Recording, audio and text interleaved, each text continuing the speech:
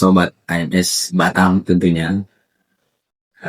Kali ini AMS Batam kehadiran tamu, yaitu beliau ini adalah penggiat lingkungan, pemerhati lingkungan hidup di Kota Batam.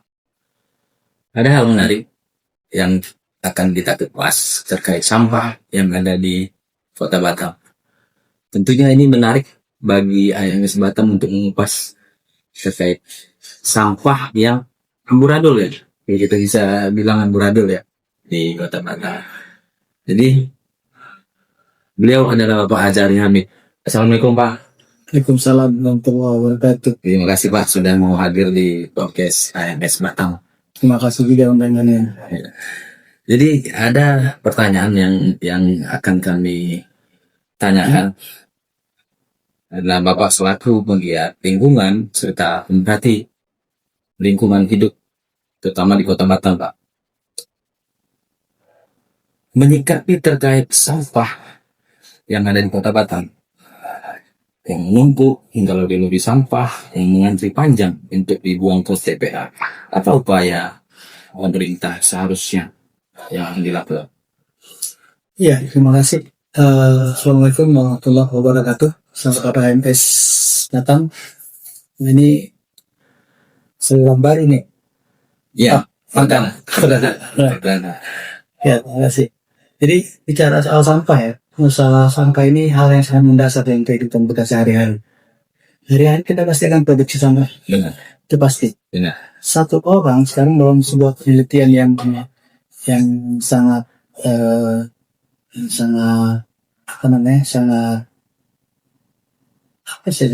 penelitian yang akurat. Yang akurat itu bahwa satu orang sekarang itu memproduksi sampah itu hampir 1 kilo. Satu orang. Nah, Satu orang hampir 1 kilo. hampir 1 kilo. Malah mungkin bisa lebih ya. Kalau lebih belum. Dari penelitian itu belum. Jadi satu orang itu harus HMS, coba bayangin aja. Kalau dalam satu rumah ada 4 orang aja. Bapak ibu sama anak buah. Iya. Ya, itu mungkin 3 kilo sampah satu hari pasti akan mengalir dari dapur atau dari kegiatan-kegiatan lainnya ke tong sampah lingkungan kita tanpa dilakukan pemilahan yang baik dan benar. Iya. Nah, ini akan menjadi dampak nanti ketika sampah ini menuju ke TPS. Iya. Di TPS juga akan menjadi persoalan. Misalnya TPS itu kesanggupan TPS menampung sampah yang ada dari rumah, kan gitu. Selanjutnya ini akan menjadi masalah di TPA. Nah, TPA kita cuma 47 hektar. Saya nggak salah tuh TPA kita hanya cuma 47 hektar. Ini akan bisa menampung sampah berapa tahun lagi ke depan. Sementara yang sudah ada di lokasi sudah sedemikian besar timbunan sampah. Jadi menurut Pak Azari, apa yang seharusnya pemerintah lakukan agar penanganan sampah ini teratasi? Sebenarnya ini hanya masalah dimensi warga. Kita nggak boleh juga menyalahkan pemerintah. Pemerintah itu dimanapun ya, terutama di kota-kota besar akan berusaha melakukan tindakan-tindakan penanggulangan dan kegiatan-kegiatan yang bisa meminimalisir sampah. Itu pasti bermanfaat. Hanya saja pemerintahan Kota Batam saat ini kalau Indonesia itu lambat dan lalai.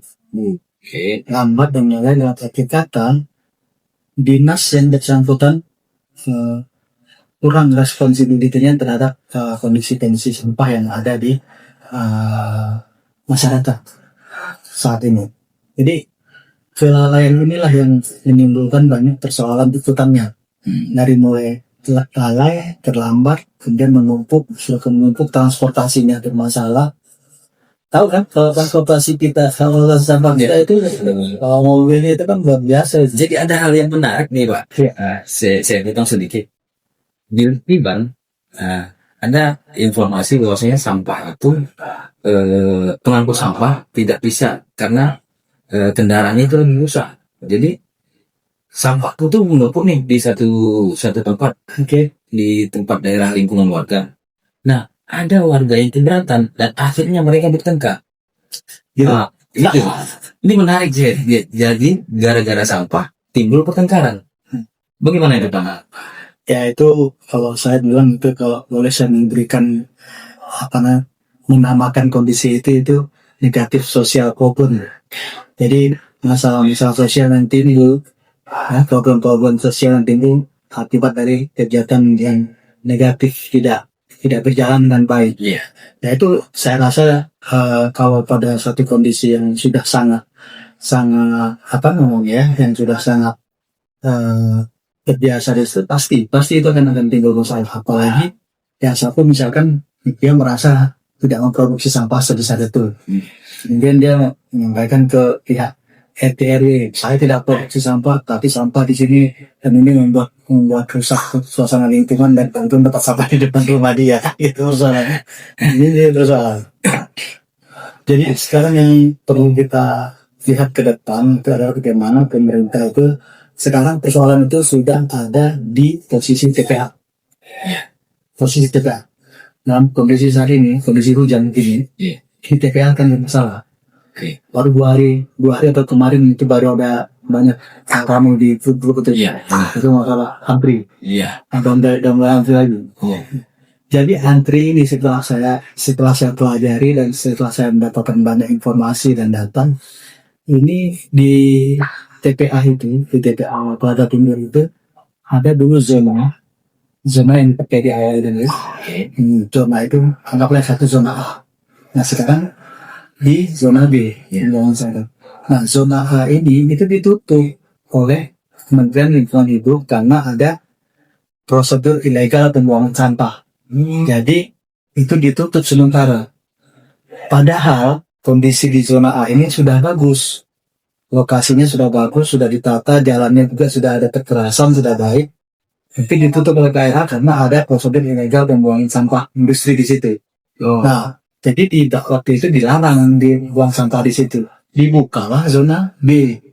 Nah, zona B ini dibuka karena sepengetahuan saya ya, zona B ini dibuka tidak dipersiapkan dengan baik. Kalau zona A tadi sudah ada kekerasan, dan zona B ini dibuka setonton yang dibuka aja gitu karena ini tutup.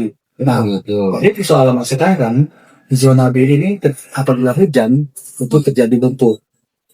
Mobil tidak bisa masuk. Harusnya mobil-mobil itu minimal datang 4 rit satu hari. Sekarang 1 rit aja belum tentu kan gitu. Nah, ini kan persoalan bagi si yang mengantarkan sampah ke lokasi itu. Benar-benar. Hanya saya dengar informasi bahwasanya sampai berjam-jam ya. Sebelum itu 8 jam atau baru 1 rit. Yang setahu saya itu ada teman juga yang bawa pengambilan sampah itu. Pak, saya itu 8 jam itu lori saya itu baru sampai ke lokasi tempat pembuangan. Nah, bayangkan yang satu hari 4 terus sekarang 10 rit aja susah satu hari saya bisa sampai barang. Nah, ini kan soalan sendiri kan. benar. Jadi terkait penutupan yang diduga pembuangan limbah ya. Iya, Tempat pembuangan limbah. Jadi ini kan satu permasalahan kita di sini ya. Sejatinya itu ya memang mungkin dari segi aspek hukumnya mungkin salah. Tempat pembuangan itu, tapi apakah dengan menutup itu kita bisa dengan menutup itu tentunya sampah kita jadi menumpuk gitu. Jadi atau kajian-kajian mereka hingga sampah itu ditutup. bukan dengan menutup itu sampah menumpuk, tapi efek daripada penutupan itu lokasi pembuangan sampah yang tadinya sudah baik, sudah teratur, sudah ada kekerasan sehingga sudah jalannya transportasi angkutan itu sudah baik, ini tidak bisa dipakai. Dengan tidak bisa dipakai, pindah ke lokasi yang satunya. Karena lokasi ini belum siap. Nah, di lokasi ini, untuk mencapai lokasi ini tempat pembuangan yang sudah berkesan itu sangat berat, medannya sangat berat. Apalagi musim-musim hujan ini. Salahnya menurut saya itu seharusnya pemerintah Kota Batam melalui dinas terkait itu harus berani mengambil mengambil jalan keluar. Ya seperti kalau menurut saya itu mengambil kewenangan, berani mengambil kewenangan. Itu kan sudah hampir 5 tahun itu ditutup nih. Iya. Ditutupnya. Nah, selang itu ditutup sama mata itu masa nggak ada penyelesaian. Iya. Kan masa nggak ada penyelesaian? Kan artinya ini kan malah Iya. ya pemerintah nggak dinas terkait ini kan malah. Coba katakan misalnya satu langsung ditindaklanjuti kemarin diantisipasi yang limbah yang ada itu kemudian ditarik keluar yang pelakunya dihukum. Kita nggak tahu pelakunya dihukum atau enggak kan enggak ada. Iya. Gitu Pak ya. Iya. Kita nggak tahu pelakunya dihukum atau enggak. Mudah-mudahan sudah dihukum gitu ya.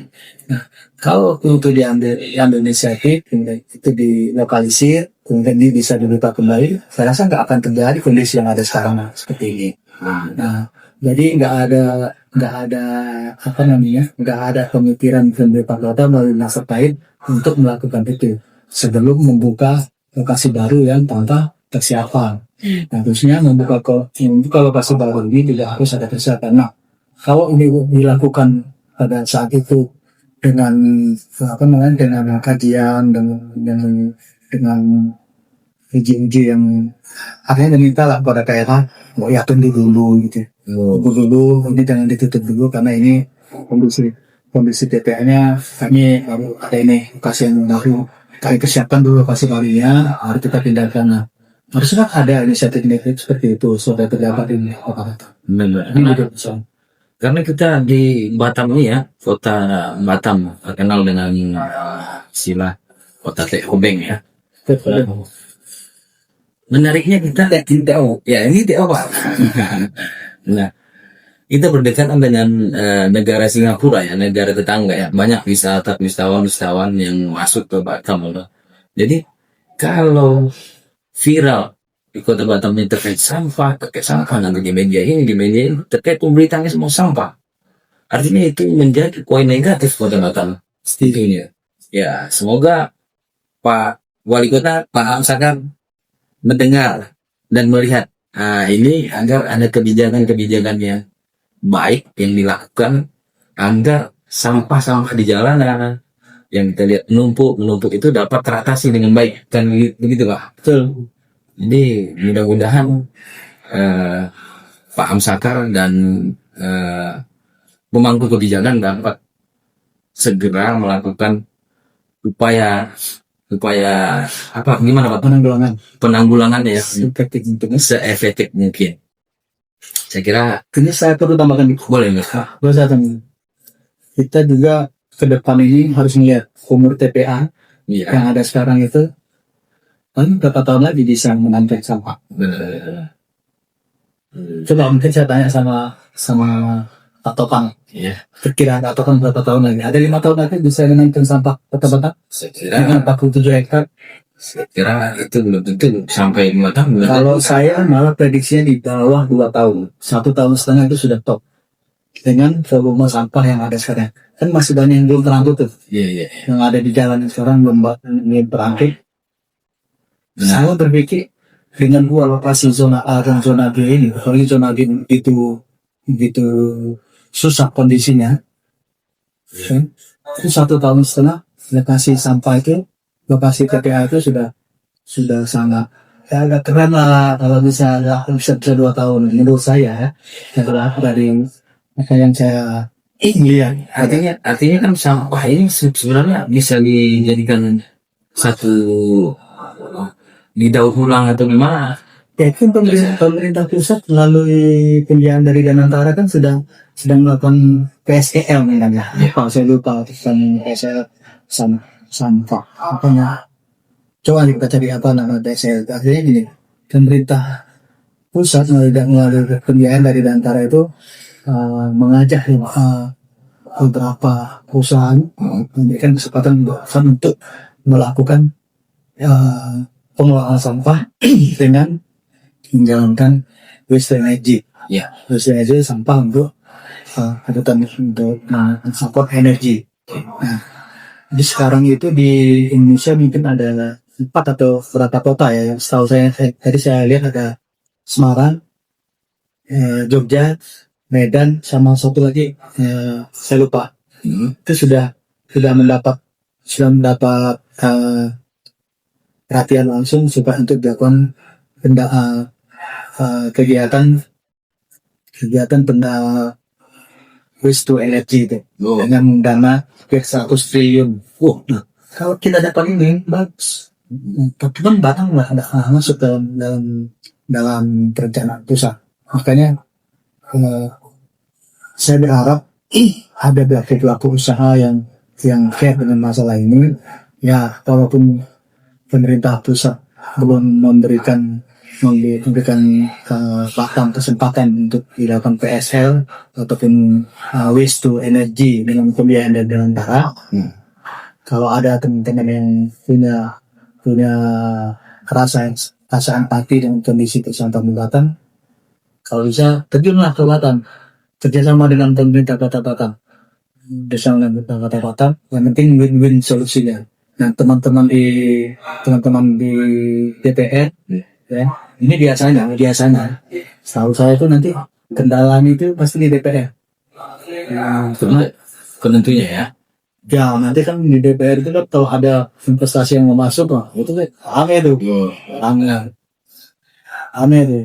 Ya, kita tahu lah apa kondisi yang terjadi sedang tarik menarik di situ kan. Kalau belum cocok orang itu, tarik menarik makin kuat ya. Saya berharap Win-win solution ya. dan saya berharap teman-teman di DPRD juga bisa berpikir positif dan berpikir baik ke depannya supaya sampah ini bisa beratasi dan begitu membantu pemerintah kota dan membantu masyarakat agar pelayanan sampah itu lebih baik dan masyarakat pun sehat. Seperti itu. Jadi, menurut Pak Azari ada kemungkinan hal yang seperti Pak Azari sampaikan tadi memungkinkan di Batam ini bos Iya, kita kan memang sekarang kemarin ada forum group discussion itu yang kita bangun dengan beberapa teman mantan pegawai Genko dan pegawai OB yang BC Dakom dan beberapa stakeholder yang lain. Kita sudah coba menggagas ke arah sana. Jadi tahap awal yang harus dilakukan oleh pemerintah itu menyatakan bahwa terjadi kedaruratan permasalahan sampah Kota Batam.